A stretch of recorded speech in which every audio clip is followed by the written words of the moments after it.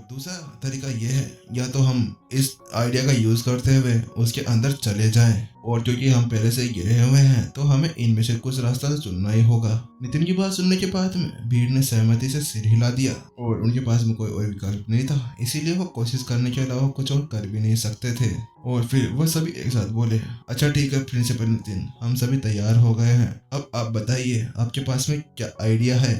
उन सभी को इस तरह से राजी होते हुए देख नितिन गंभीर हो गया और उसने कहा, चलो ठीक है, अब हम सभी लोग इसकी तैयारी शुरू करते हैं। तो मैं आप सभी से पूछना चाहता हूँ कि आप सभी में से ग्रेड 7 की फॉर्मेशन झंडे किस किस के पास में है।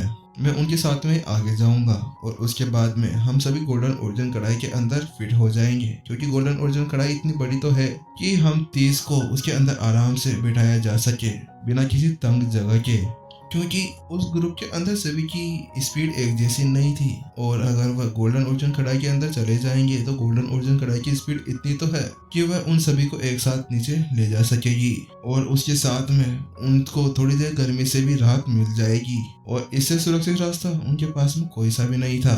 ठीक है प्रिंसिपल नितिन, आप कह रहे हैं तो ऐसा ही करेंगे। नितिन की बात सुनने के बाद में सभी ने अपना अपना सिर हिला दिया। अब उसी के साथ में सभी ने अपने हाई लेवल के फॉर्मेशन फ्लैग्स को नितिन को दे दिया था, और सबसे ज्यादा हाई लेवल के formation flags formation master Jafar के पास में थे। और अब सभी से इकट्ठा करने के बाद में नितिन के पास में कुल 500 ग्रेड 7 के फॉर्मेशन फ्लैग्स हो गए थे।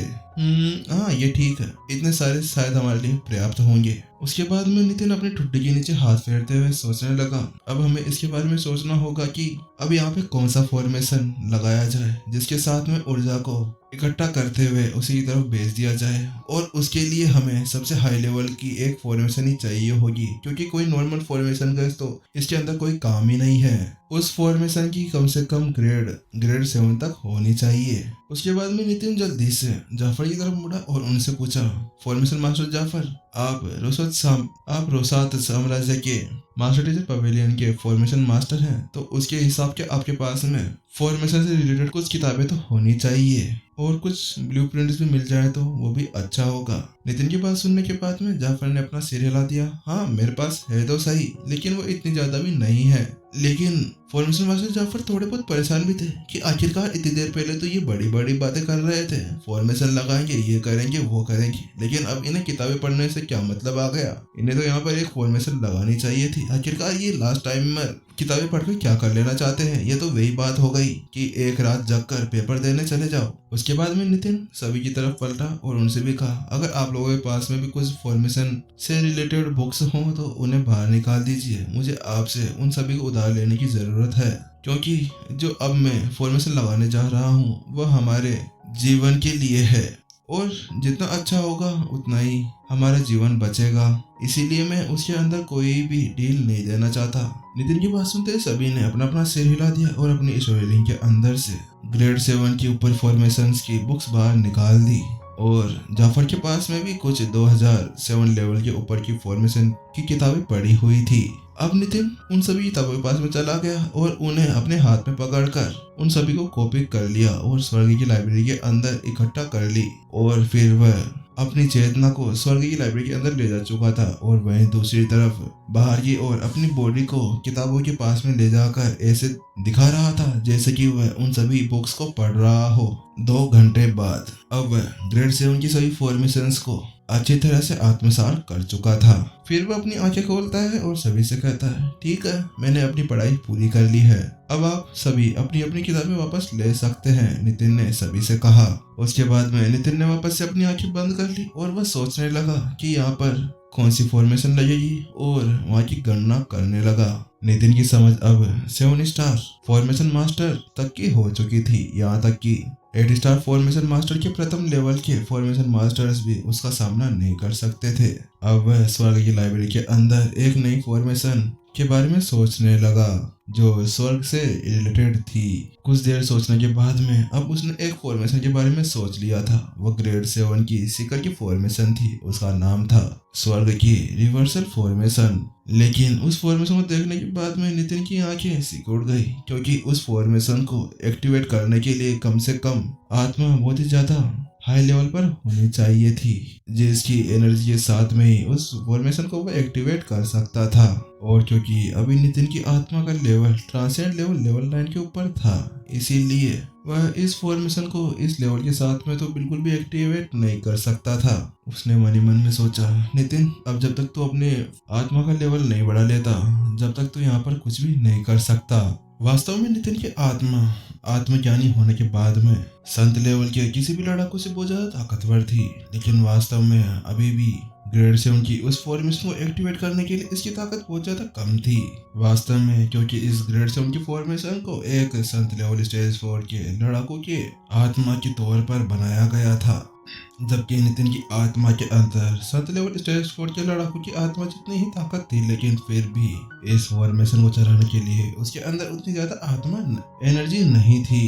हालांकि ये मान सकते थे कि उनके पास में अभी फॉर्मेशन मास्टर जाफर थे, जिनकी आत्मा इस फॉर्मेशन को एक्टिवेट करने के लिए ठीक थी। हालांकि इस समय स्थिति थोड़ी सी अलग थी, क्योंकि इस समय उस एनर्जी को बाहर निकलने की टाइमिंग अलग हुआ करती थी, और यहाँ पे पहले से ही फॉर्मेशन फ्लैग्स को लगा के नहीं रखा जा सकता था, क्योंकि यहाँ की आग के सामने वह फॉर्मेशन फ्लैग्स नहीं टिक पाते। इसीलिए जब वह एनर्जी बाहर निकलने वाली हो तभी उसे एक्टिवेट करना होगा, और उसके लिए उसको फुर्ती रखनी होगी। और इसके साथ में इस फॉर्मेशन को अपने कंट्रोल में रखने के लिए नितिन को ही कुछ करना होगा, क्योंकि वास्तव में अगर फॉर्मेशन मास्टर जाफर ने थोड़ी सी भी गलती कर दी तो उसके बाद में वह सभी यहीं पर ही मारे जाएंगे।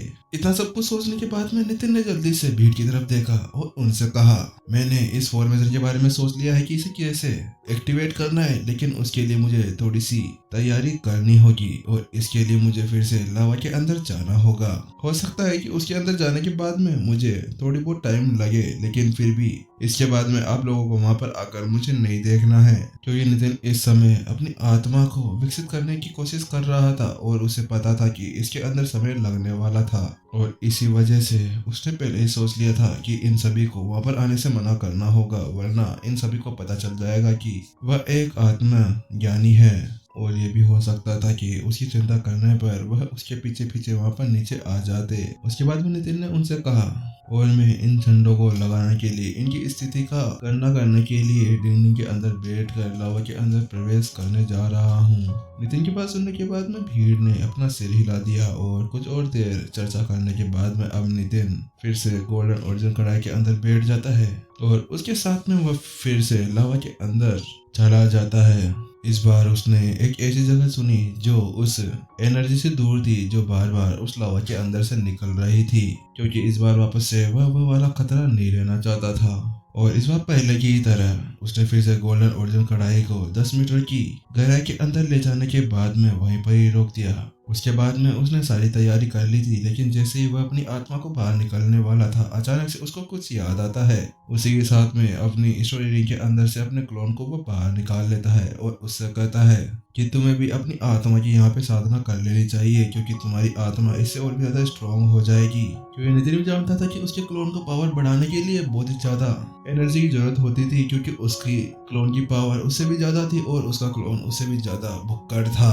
नितिन के मुंह से वह शब्द सुनते ही कि उसके बाहर लावा है, क्लोन की आंखों के अंदर चमक देखी जा सकती थी। उसी के साथ में क्लोन ने जल्दी से अपनी आत्मा बाहर निकाल ली। बिना किसी देरी के अब वह गोल्डन अर्जुन कढ़ाई से बाहर निकल गया, और वह जल्दी से नीचे जाने लगा।